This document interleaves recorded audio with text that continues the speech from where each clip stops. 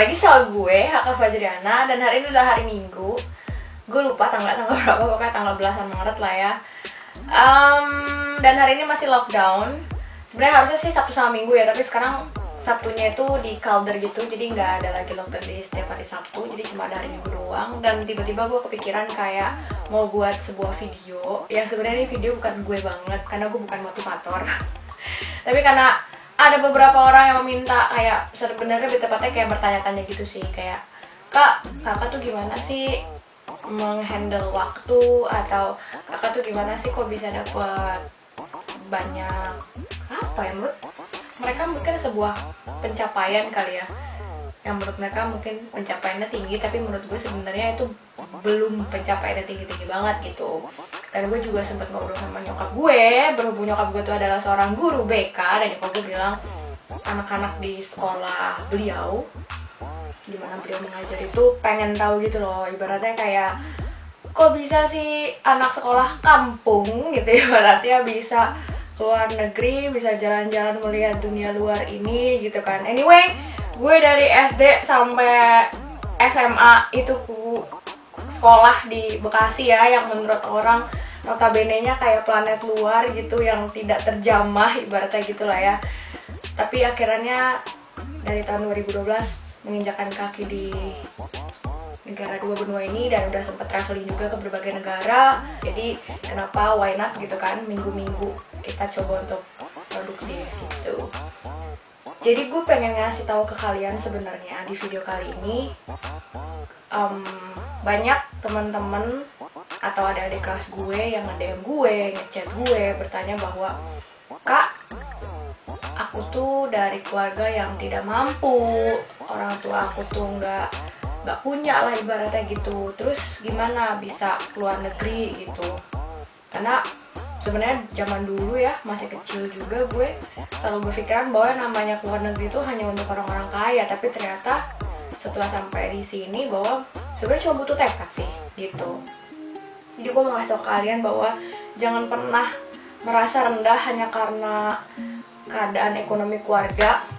Dan mungkin juga ada beberapa dari kalian yang sering banget dibully, dalam artian kak aku dibully karena aku nggak bisa bahasa Inggris, atau kak aku dibully karena aku waktu zamannya SMP atau SMA itu merupakan anak yang badung. Jadi kayak orang-orang merasa nggak mungkin nih kayaknya nih ada di posisi tinggi gitu kan, lo tuh anak badung, lo tuh anak bego gitu lah ya, ibaratnya gitu kan. Tapi jangan khawatir guys, nggak ada masalah sebenarnya kalau seandainya ada yang bully-bully gitu. Itu sebenarnya hak mereka ya, maksudnya mereka punya mulut, mereka bisa berbicara, mereka bisa sesuka hati ngomongin kalian apapun. Karena percaya atau enggak, mungkin akan ada pertanyaan di otak kalian, mungkin kalau kamu kan nggak pernah dibully gitu, atau kamu mana tahu posisi aku gitu kan, orang kamu mungkin kalian berpikir kalau aku tuh datang dari keluarga yang berada gitu, tapi salah, I was there. Maksudnya aku juga pernah dibully, sering malah kayaknya dari kecil gitu. Jadi kalau seandainya boleh cerita sedikit mungkin bisa menjadi inspirasi. Gue tuh lahir di Bogor, yang maksudnya sebenarnya lebih tepatnya aku tuh lahir di Jakarta, tapi tinggalnya tuh di Bogor pinggir. Tapi dari kecil, dari SD sampai SMA, aku tuh sekolahnya itu di Bekasi gitu.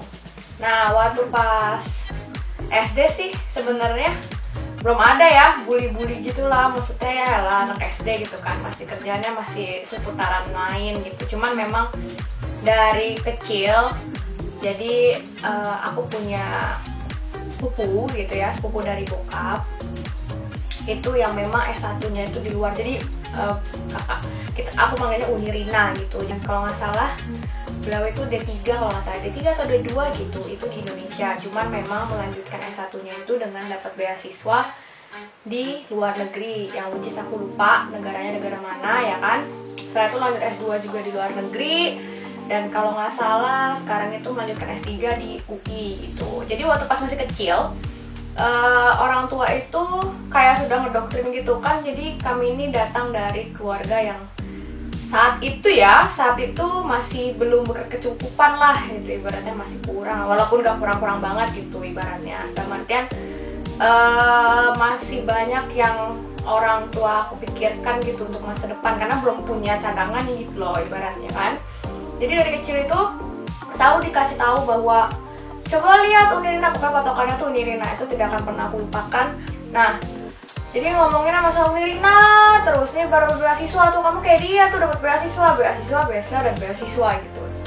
Nah, jadi ngomongin masalah beasiswa mulu sampai akhirnya tuh dari kecil, karena waktu itu juga bokap masih kerja, di salah satu perusahaan swasta ya dulu namanya TPI, kalau sekarang mungkin udah diganti jadi MNC TV. Dan itu tuh selalu ada yang namanya program beasiswa untuk anak-anak karyawan, tapi memang dipilih cuma 2. Kalau nggak ranking pertama ya ranking kedua, udah itu doang. Pilihannya cuma itu. Jadi zaman dulu itu mungkin karena aku anak pertama ya, kayak gue anak pertama, terus akhirnya jadi orang tua itu ingin menjadikan contoh lah anak pertama, cucu pertama gitu kan. Jadi kayak orang tua selalu bilang kamu harus dapat nilai bagus gitu, harus dapat beasiswa gitu. Jadi dari kecil banget. Nah itu udah ditanamin kayak gitu.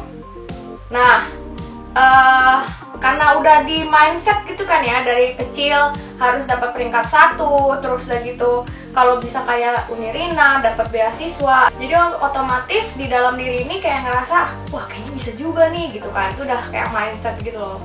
Sampai akhirnya pas SMP, nah di SMP ini kebetulan nyokap itu jadi PNS gitu. Ya udahlah, itulah dimulai segala hal tentang bullying gitu ya. Walaupun sebenarnya mungkin baru kepikiran itu sekarang, ternyata tuh dulu aku dibully ya gitu. Kenapa aku bilang dibully? Karena ketika masuk ke sana itu bayang-bayang nama nyokap itu kayak mengaung-ngaung terus di telinga gitu ya. Jadi kayak jadi anak guru tuh serba salah lah kalau buat aku pribadi ya. Jadi kayak kalaupun berprestasi, orang-orang tuh pasti melihatnya ya wajar dia anak guru gitu, ngerti lah ya, wajar dia anak guru gitu. Tapi kalau nggak berprestasi dasar bodoh gitu, udah tau anak guru. Jadi kayak nggak ada.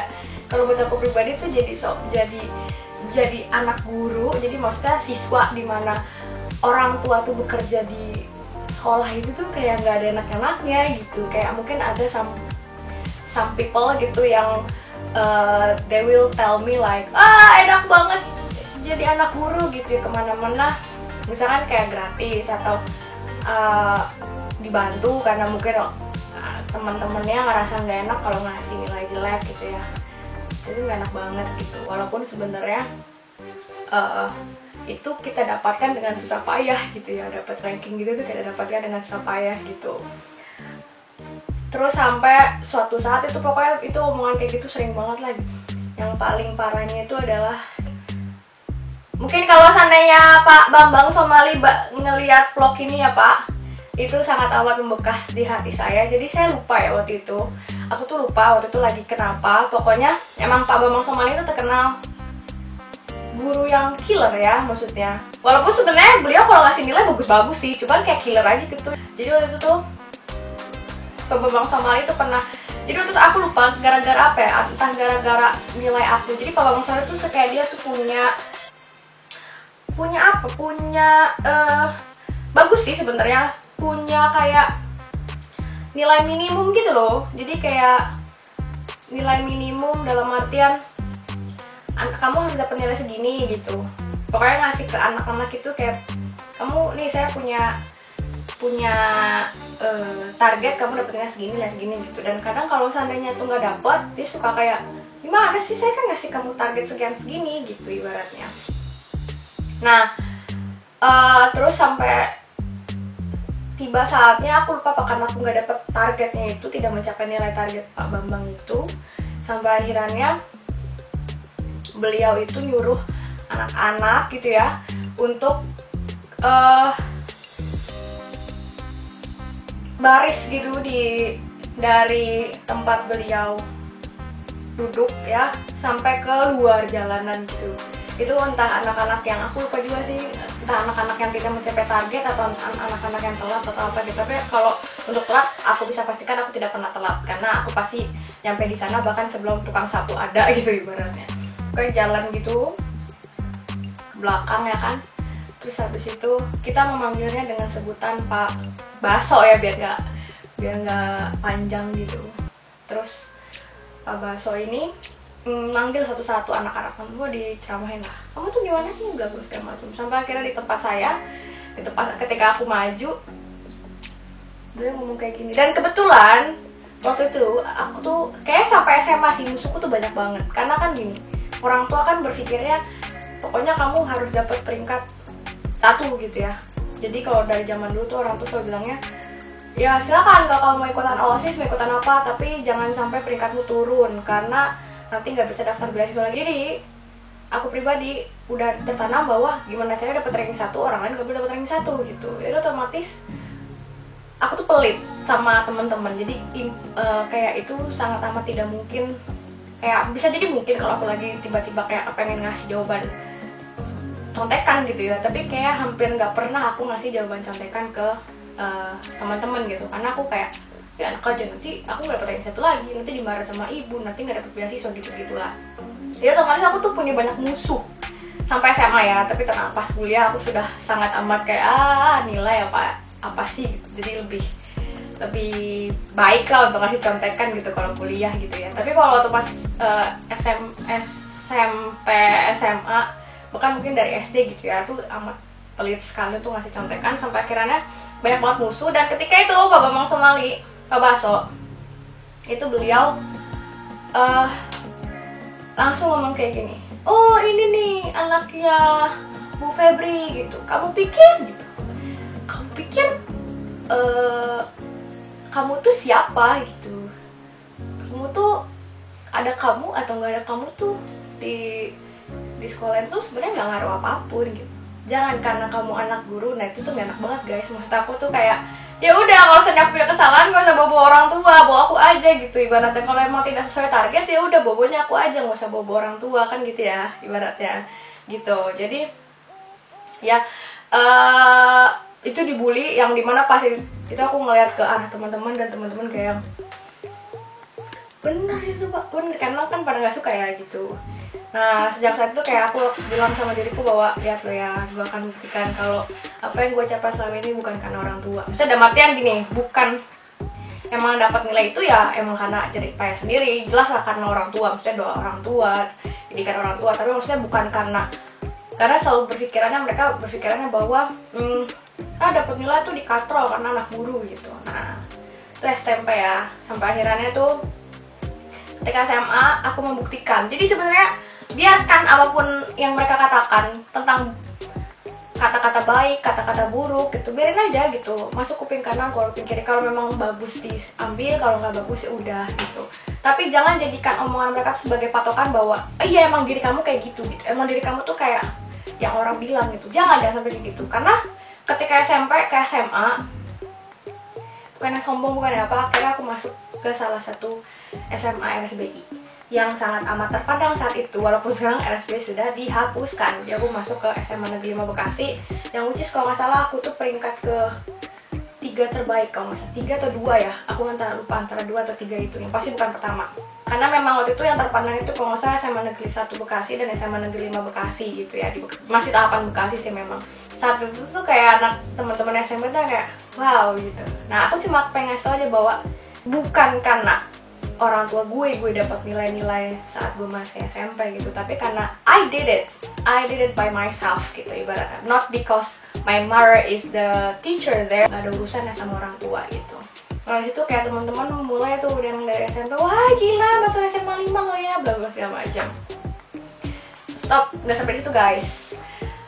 Jadi itu berulang lagi ke SMA karena memang aku tuh termasuk orang yang supel ya, maksudnya gampang berbaur sama siapapun, termasuk sama guru-guru gitu ibaratnya.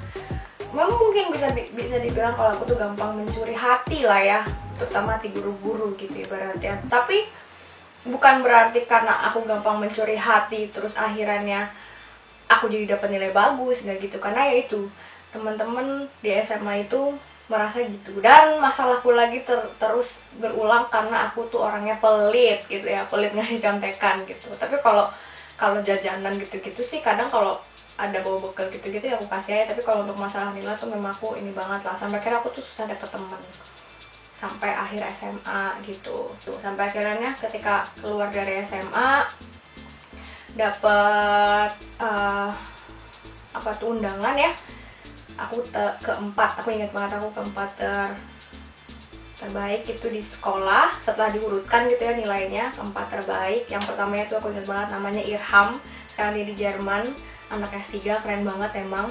I am his secret admirer, sekarang jadi nggak secret lagi deh. Sampai akhirnya masih memandang juga orang-orang kayak jangan-jangan dapat nilai kayak gitu karena deket sama guru-guru gitu lah, aneh-aneh gitu ya. Sampai aku buktikan lagi dengan lolos beasiswa. Ini beasiswanya dari organisasi, sekarang udah nggak ada organisasinya, jadi aku bukan penerima beasiswa YTB, aku penerima beasiswa organisasi gitu. Ada seleksinya di Bandung waktu itu ya, seleksinya tetap pakai kayak matematika, terus habis itu juga psikotes, Inggris, wawancara gitu. Terpilihlah sekian 20 orang kalau nggak salah se-Jawa Barat dan dapat beasiswa, terus terbang ke Turki. Nah dari situ ketika tahu itu pemikiran orang mulai berubah lagi. Dan anehnya tuh orang-orang yang tadinya kayak bahkan kayak males ngomong sama kita tuh jadi kayak Haka apa kabar, wah di Turki ya, gimana gitu kan. Nah gitu, jadi sebenarnya kalau aku pribadi ya udah gitu. Kalau aku tipenya yang nggak pernah peduli sama bully orang, ngebully apa gitu ya. Dan sebelum ke Turki pun sebenarnya dari keluarga sendiri, khususnya orang tua, ibu gitu ya, kalau ayah sih nggak terlalu banyak ngomong. Jadi tuh ibu tuh suka bilang kayak udahlah gitu, nih selalu aku ingat, udahlah jangan jangan mimpi terlalu tinggi gitu. Mungkin maksudnya baik ya, karena biar kan aku tuh orangnya sangat amat gampang ngedown gitu ketika if I want something and I cannot take it, I cannot get it gitu. Jadi biasanya aku tuh langsung yang bete, langsung yang bad mood gitu kalau apa yang aku inginin tuh nggak tercapai gitu. Jadi mungkin karena nyokap udah tahu anaknya kayak gitu, jadi bilang udah nggak usah terlalu mikirin nanti S1 harus di luar negeri, udah S1 mah di Indonesia dulu aja, nanti dari pas kamu udah selesai S1 baru nyari-nyari beasiswa. Karena memang kan selama ini kita selalu berpikir bahwa yang namanya dapat beasiswa S1 tuh sulit gitu ya. Mungkin juga Umi Rina saat udah selesai kuliah kan sempat kuliah dulu gitu, D2 atau D3 gitu. Mungkin setelah itu ya nyari-nyari kayak kesempatan gitu ya buat lanjut bisa S1 gitu mungkin ya gitu. Nah jadi dari nyokap sendiri udah bilang kayak gitu, makanya ketika dapet, dan lucunya adalah ketika ada tawaran gitu ya, kan di sekolah itu kan ketika mau daftar beasiswa ini dari sekolah itu kan memang dikasih jatah juga untuk berapa orang yang bisa ikutan seleksi di Bandung gitu. Jadi memang dikasih kuota juga dari pihak organisasinya itu bahwa dari sekolah Anda hanya bisa, waktu itu ingat banget, hanya bisa 7 orang dari sekian banyak waktu itu yang mau dapet beasiswa ini, mau ikutan seleksi beasiswa ini tuh disaring lagi gitu. Akhirnya terpilih 7 orang gitu kan. Nah waktu itu tuh ngobrol sama orang tua, terus yang orang tua yang kayak oh ya udah ikut aja gitu ya. Akhirnya orang tua ikut ke Bandung. Terus yang lucunya tuh setelah berapa minggu gitu ya itu seleksi, aku juga lupa sih entah satu bulanan atau gimana, aku lupa juga. Terus dapat kabar gitu kan langsung di SMS bahwa selamat terpilih bla bla segala macem. Terus orang tua tuh nangis gitu kayak nggak percaya. Terus ibu yang sampai bilang, terus kayak kitanya bingung gitu kan. Aku nggak salah itu aku ngobrol sama ayahku gitu, kok ibu tiba-tiba nangis gak ngizinin apa gimana gitu. Karena kata ayahku bilangnya karena ibu kamu tuh kepikirannya tuh kamu tidak akan lolos gitu. Kayak maksudnya itu suatu hal yang mungkin tidak mungkin gitu ya, anaknya mungkin kemampuan menurut beliau tuh. Karena memang aku terkenal bukan anak yang pintar gitu, jadi cuma rajin aja gitu. Tapi menurut aku pikiran-pikiran remeh dari orang lain itu kita bisa counter attack sendiri dengan kita sendiri gitu. Jadi yang bisa menyelamatkan diri kita sendiri ya kita sendiri gitu. Maksudnya kita tidak akan ngedown ketika orang lain mencoba menjatuhkan kita, kalau kita udah ada tameng di diri kita sendiri bahwa oh aku nih bukan seperti yang mereka omongin loh gitu, aku tuh beda loh, aku tuh bisa loh gitu. Jadi maksudnya tidak ada yang tidak mungkin teman-teman gitu ya. Buktinya aku yang anak yang lamarin kasih gitu ya, dan aku notabene adalah anak yang selalu diantar jemput sama orang tua, saking orang tua tuh terlalu orang tua tuh overprotective banget lah sama anak-anaknya gitu ya. Tapi akhirnya aku bisa ada di luar negeri sini tanpa orang tua ya. Kalau sekarang mungkin udah ada adik, tapi dari tahun 2012 sampai tahun 2019 itu bener-bener yang kayak sendiri, struggle sendiri, tidak ada ngambil uang orang tua sama sekali gitu ya. Dan itu tuh bisa, walaupun dulunya orang berkata kayak nggak mungkin orang dari keluarga sendiri aja kan mengatakan bahwa kamu tidak akan bisa kami sekolahkan ke luar negeri kalau bukan dengan beasiswa, karena memang sekolah di luar negeri itu notabene-nya mereka berpikirnya bahwa mahal gitu ya. Jadi kalian sendiri yang tahu kemampuan kalian kayak gimana, yang menentukan kesuksesan kalian itu adalah kalian sendiri. Dan bahkan sampai aku pun bisa keliling ke berbagai negara gitu ya, tanpa menyusahkan orang tua, tanpa mengambil ibaratnya persediaan uang orang tua gitu. Itu benar-benar karena aku sendiri gitu. Ibaratnya ya itu, kalau aku tipenya kalau aku sudah mau ya harus bisa gitu. Tapi aku tidak boleh mengorbankan orang lain ketika aku menginginkan sesuatu gitu.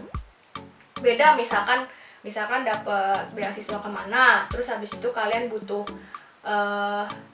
dokumen, dan memang dokumennya itu tidak mungkin kalian dapatkan sendiri karena posisinya kalian jauh gitu ya, itu minta tolong boleh. Tapi kalau untuk misalkan mau jalan-jalan kemana, terus habis itu tapi memaksakan orang tua untuk ayo dong kasih aku uang gitu, nah itu bukan, it's not me gitu.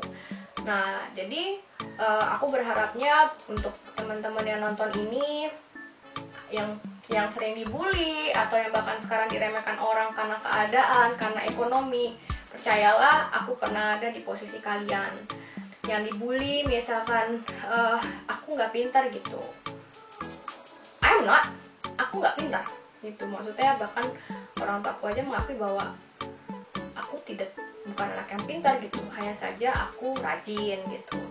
Jadi sebenarnya itu tergantung usaha kalian gitu. Kayak aku bisa dapat, akhirnya aku bisa pertukaran pelajar ke Eropa segala macam, ya itu bukan karena aku pintar, tapi karena aku gigi, karena aku kalau udah pengen harus gitu. Jadi aku harap kalian juga gitu, nggak ada masalah kalian punya cita-cita setinggi langit. Justru harusnya kalian punya cita-cita setinggi langit ya, karena kenapa? Karena cita-cita itu gratis, semua orang bisa punya mimpi. Tidak pernah ada orang yang nggak ada undang-undang bahwa kamu tidak boleh bermimpi tinggi, nggak. Even anak pemulung pun, anak yang nggak sekolah pun, kalau dia bermimpi aku pengen jadi kaya, dia punya hak untuk menggapai cita-cita itu. Tapi akankah cita-cita terwujud atau tidak, itu tergantung usaha kalian sendiri gitu. Jadi gantungkan aja cita-cita kalian setinggi langit, toh gratis. Tidak ada yang boleh merampas itu dari kalian, even orang tua kalian sendiri gitu ya. Kayak aku bilang tadi, ketika aku bilang sama orang tua aku akan kuliah ke luar negeri gitu, dan orang tua aku bilang udah lah, nggak usah terlalu, ya kalau dapat syukur, kalau enggak ya udah di Indonesia aja gitu awal-awalnya gitu ya.